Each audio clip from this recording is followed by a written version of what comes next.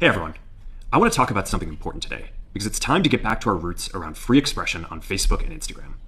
I started building social media to give people a voice. I gave a speech at Georgetown 5 years ago about the importance of protecting free expression, and I still believe this today. But a lot has happened over the last several years. There's been widespread debate about potential harms from online content. Governments and legacy media have pushed to censor more and more.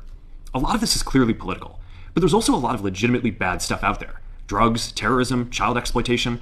These are things that we take very seriously, and I want to make sure that we handle responsibly. So we built a lot of complex systems to moderate content. But the problem with complex systems is they make mistakes. Even if they accidentally censor just 1% of posts, that's millions of people. And we've reached a point where it's just too many mistakes and too much censorship. The recent elections also feel like a cultural tipping point towards once again prioritizing speech.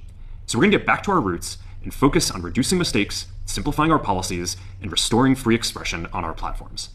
More specifically, here's what we're going to do. First, we're going to get rid of fact checkers and replace them with community notes, similar to X, starting in the US. After Trump first got elected in 2016, the legacy media wrote nonstop about how misinformation was a threat to democracy. We tried in good faith to address those concerns without becoming the arbiters of truth. But the fact checkers have just been too politically biased and have destroyed more trust than they've created, especially in the US. So over the next couple of months, we're going to phase in a more comprehensive community notes system. Second, we're going to simplify our content policies and get rid of a bunch of restrictions on topics like immigration and gender that are just out of touch with mainstream discourse. What started as a movement to be more inclusive has increasingly been used to shut down opinions and shut out people with different ideas, and it's gone too far. So I want to make sure that people can share their beliefs and experiences on our platforms. Third, we're changing how we enforce our policies to reduce the mistakes that account for the vast majority of censorship on our platforms. We used to have filters that scanned for any policy violation. Now, we're going to focus those filters on tackling illegal and high-severity violations.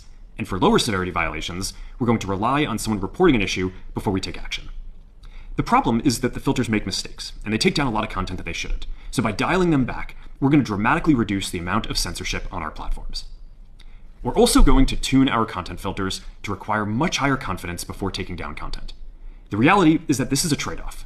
It means we're going to catch less bad stuff, but we'll also reduce the number of innocent people's posts and accounts that we accidentally take down. Fourth, we're bringing back civic content. For a while, the community asked to see less politics because it was making people stressed, so we stopped recommending these posts.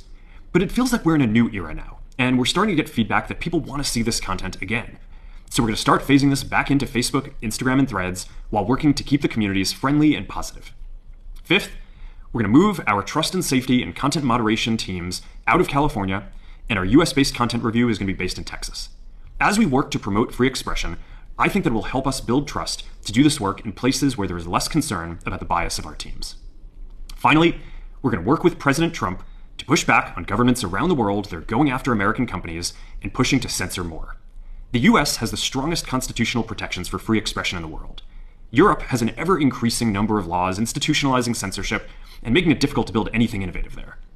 Latin American countries have secret courts that can order companies to quietly take things down. China has censored our apps from even working in the country.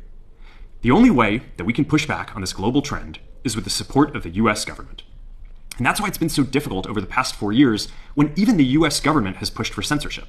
By going after us and other American companies, it has emboldened other governments to go even further. But now we have the opportunity to restore free expression, and I am excited to take it. It'll take time to get this right, and these are complex systems, they're never going to be perfect.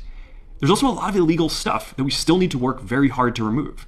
But the bottom line is that after years of having our content moderation work focus primarily on removing content, it is time to focus on reducing mistakes, simplifying our systems, and getting back to our roots about giving people voice.